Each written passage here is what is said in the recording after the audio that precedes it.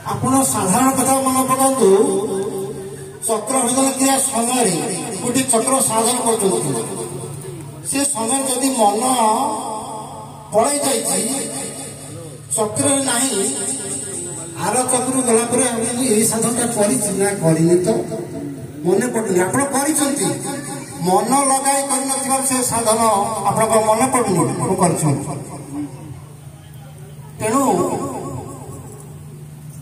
ଯେତେ ଅନୁଷ୍ଠାନ ଅଛନ୍ତି ଆପଣ ଦେଖିବେ, ସବୁ ଅନୁଷ୍ଠାନରେ ଶାନ୍ତି ଶୃଙ୍ଖଳା କରି ବସି ଇଏ ଦର୍ଶନକୁ ଗ୍ରହଣ କରନ୍ତି। ସେମାନେ ଗୁରୁବାଦ କଥାରେ ପଡ଼ି ଗୁରୁ ହିଁ ଶ୍ରେଷ୍ଠ ମାନୁଛନ୍ତି, କିନ୍ତୁ ମୁନି ସମାଜ କହେ ଆମେ ଯିଏ ଆମ ଶ୍ରେଷ୍ଠ ସେ ଆମ ଭିତରେ ଅଛି, ଆମ ଭିତରେ ଥିବା ଶ୍ରେଷ୍ଠତ୍ୱକୁ ଭାଗବତ ଯେମିତି କହୁଛି ନିକଟେ ଥାଇ ଅନାଦର, ଆମ ପାଖରେ ଯିଏ ଅଛି ଆମେ ତାକୁ ଅନାଦର କରୁଛେ, ତା କଥା ଶୁଣୁନି। ସେଥିପାଇଁ ସଂସ୍କୃତ କହିଲେ ନିଜ ଭିତର ଶବ୍ଦ ଶୁଣ। ଆମକୁ ପ୍ରତି ମୁହୂର୍ତ୍ତରେ ଦିଟା ଶବ୍ଦ ଆମ ପାଖରେ ପହଞ୍ଚେ, ଗୋଟିଏ ହଉଛି ଚୈତନ୍ୟ ସ୍ୱର, ଗୋଟିଏ ହଉଛି ଆତ୍ମାର ଆବାଜ। ଆମେ କଣ କରୁଛେ, ଏ ଶୈତାନ ସ୍ୱର ପଛରେ ଆମେ ଧାଇଁଛେ।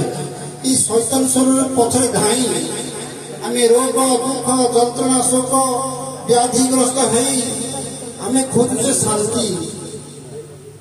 সে শান্তির স্থান কোটি ঘুরি ঘুরি আমি আসি মুনি সমাজে পৌঁছবে, কিন্তু এটি যদি বসি আমি সেই শৈতান স্বর পছরে মনକୁ ପକେଇବା ତାହେଲେ ଏଠି ମଧ୍ୟ ଶାନ୍ତି ମିଳିବନି, ଶାନ୍ତି ସ୍ଥାନରେ ରହି ମଧ୍ୟ ଶାନ୍ତି ମିଳିବ ନାହିଁ। ହୋଟେଲ ଥାଇ ମଧ୍ୟ ଆପଣ ଖାଇପାରିବେ ନାହିଁ, ଡଲପ ଗଦି ମଧ୍ୟ ଥାଇ ଆପଣ ଶୋଇପାରିବେ ନାହିଁ। କାହିଁକି? ଯଦି ଆପଣଙ୍କର ମନର ଦୃଢ଼ତା ନାହିଁ, ଯଦି ମନରେ ଶ୍ରଦ୍ଧା ନାହିଁ, ଯଦି ମନ ସ୍ଥିର ନାହିଁ, ତାହେଲେ ଆପଣଙ୍କର ମନ ଏକାଗ୍ର ହେବ ନାହିଁ। ଆପଣ ନିରୁଦ୍ଧ ସ୍ଥିତିକି ଯାଇ ସେଇ ସୁଖ ଶାନ୍ତି ଆନନ୍ଦ ଭୋଗ କରିପାରିବେ ନାହିଁ। ତେଣୁ ଆମକୁ ସଂସ୍କୃତ ତାଙ୍କ ବାଣୀରେ ଲେଖିଲେ ପ୍ରଥମେ କଣ ନା ଅନ୍ଧବିଶ୍ୱାସ ଛାଡ଼ିବା, ତାପରେ ଯାଇ ଭିତର ଶବ୍ଦ ଶୁଣିବା। ଆମର ପ୍ରଥମେ ସେଥିପାଇଁ ଶିବ ବଚନାମୃତ ପଢ଼ା ହେଲା। କଣ ନା ଈଶ୍ୱରଙ୍କର ପ୍ରତ୍ୟକ୍ଷ ଦର୍ଶନ। ସଦ୍ଗୁରୁଦେବ କହିଲେ ମୁଁ ମୁନି ସମାଜ ଗଠନ କରିଛି ଏ କାଳ୍ପନିକ ଈଶ୍ୱର ଭାବନା ମନ ଭିତରୁ ଦୂର କରିବା ପାଇଁ। ଯେ ପର୍ଯ୍ୟନ୍ତ କାଳ୍ପନିକ ଈଶ୍ୱର ଭାବନା ଏ ମନ ଭିତରୁ ଦୂର ନ ହୋଇଛି ସେ ପର୍ଯ୍ୟନ୍ତ ଆମେ ପ୍ରତ୍ୟେକ ଉନ୍ନତି କ୍ଷେତ୍ରରେ ବାଧା ପହଞ୍ଚିବ। ତେଣୁ ଆମ ଭିତରେ ଥିବା ସେ ଅନ୍ଧବିଶ୍ୱାସ କୁସଂସ୍କାରକୁ ଦୂର କରିବା ପାଇଁ ପ୍ରଥମେ କଣ ହବ ନା ସେ ଈଶ୍ୱର ଭାବନାକୁ ଦୂର କରିବା। ସେ ଈଶ୍ୱର କିଏ କେଉଁଠି ଅଛି, କିଏ କହୁଛି ମଠରେ ଅଛି, କିଏ କହୁଛି ମନ୍ଦିରରେ ଅଛି, କିଏ କହୁଛି ଗଛରେ ଅଛି, କିଏ କହୁଛି ତୀର୍ଥସ୍ଥାନରେ ଅଛି, କିନ୍ତୁ ମୁନି ସମାଜ କହୁଛି ସର୍ବତ ସ୍କୃତ ନିଧତ ଦର୍ଶାଙ୍ଗୁଳ। ସେ କୋଉଠି ବାହାରେ ନାହିଁ, ତା ନାମ ଅନ୍ତର୍ଯାମୀ। ତେଣୁ ଭିତରକୁ ଯିବା ପୂର୍ବରୁ ଆପଣଙ୍କୁ ପ୍ରଥମେ ମନ ସ୍ଥିର କରିବାକୁ ପଡ଼ିବ। ତେଣୁ ଇଏ ଯୋଉ ଈଶ୍ୱର ସେ ହଉଛି ଅସତ, ଅଗନ୍ଧ, ଅରସ, ଅଦୃଶ୍ୟ, ଅସ୍ପର୍ଶ, ଅସତ। ତେଣୁ ଆପଣ ତାକୁ କୋଉଥିରେ ଜାଣିବାକୁ ଚାହୁଁଛନ୍ତି, ଦେଖିବାକୁ ଚାହୁଁଛନ୍ତି ଆଖିରେ। ଯିଏ ଆଖିରେ ଦେଖିଛି କହୁଛି ସେ ମିଥ୍ୟାବାଦୀ, ଯିଏ କାନରେ ତାଙ୍କ କଥା ଶୁଣିଛି କହୁଛି ସେ ମିଥ୍ୟାବାଦୀ, ଯିଏ ତାକୁ ଛୁଇଁଛି କହୁଛି ସେ ମିଥ୍ୟାବାଦୀ। ତେଣୁ ପଞ୍ଚ ଜ୍ଞାନେନ୍ଦ୍ରିୟ ଦ୍ୱାରା ତାକୁ ଜାଣି ହବ ନାହିଁ, ସେ ହଉଛି ଇନ୍ଦ୍ରିୟାତୀତ। କୌଣସି ଗୁଣରେ ଆପଣ ତାକୁ ଜାଣିପାରିବେନି, ସେ ହଉଛି ତ୍ରିଗୁଣାତୀତ। ତେଣୁ ସେଥିପାଇଁ ଆମେ ନିରୁଦ୍ଧ ଅବସ୍ଥାକୁ ଗଲେ ଯୋଗ ଚିତ୍ତବୃତ୍ତି ନିରୁଦ୍ଧ, ତାପରେ ଆମେ ନିର୍ଗୁଣ ଅବସ୍ଥାରେ ପହଞ୍ଚିବା। ସେତେବେଳେ ଆମେ ହିଁ ନିଜେ ଆତ୍ମା ଉପଲବ୍ଧି କରିବା।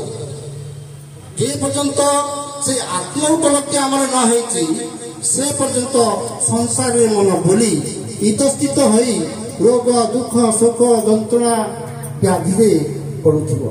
ତେଣୁ ଆମେ କଣ ସେଇ ସବୁଦିନ ସେଇ ବ୍ୟାଧି ପଛରେ ରୋଗ ପଛରେ ପଡ଼ି ଦୁଃଖ ଯନ୍ତ୍ରଣା ଭୋଗ କରିବା ନା।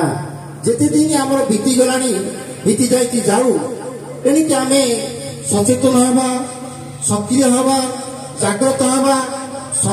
पुस्तक को नित्य स्वाध्याय करवा सत्संग स्थिरपूर्वक बसी ये दर्शन को शुणा एवं अनेक मन स्थिरता नहीं जे कथबार्ता हो तेणु आम जे पर्यंत श्रद्धा नहीं से पर्यंत आम ज्ञान आहरण कर तेणु ज्ञान को कहले बोईले गाइले किस कले सर्वे जाने जे पर्यंत सद्गुरुदेव कहते ज्ञान को आम प्रथम आहरण करा पड़ो क्या आहरण करा पड़ो जी मो पुस्तक को बहु बार अध्ययन करती सत्संग सम्मिलित होती योग साधन समय से उपस्थित रही 12 मास श्रद्धापूर्वक देखी से भली योगी ठारू ज्ञान आहरण करंतु साधन शिखंतु एवं मो पुस्तक को स्वाध्याय करंतु आपण भीतर स्वतंत्र विचार जागृत करंतु सत्य कौन जानवे जिते सत्य कौन जानवे से आपणकर सुख शांति आनंद आपण हाथ मुठारे सुख शांति आनंद कौन सी दुकान में बिक्री होनी ये आम जन्मसिद्ध अधिकार आम ठार कहीं छड़े नहीं पारे आम कहीं दुख भोगुचे कहीं रोग भोगुचे कहीं जंत्रणा भोगुचे तार कारण आप खोजतु निजे पाइबे तार कारण होते आप निजे 12 नंबर सूत्र कहूँ क्लेश मूल कर्माशय दुष्ट अदुष्ट कर्म वेदनीय ये जो दुख भोगुचे कष्ट भोगुचे जंत्रणा भोग करते तार मूल हूँ आम कर्म तजनित संस्कार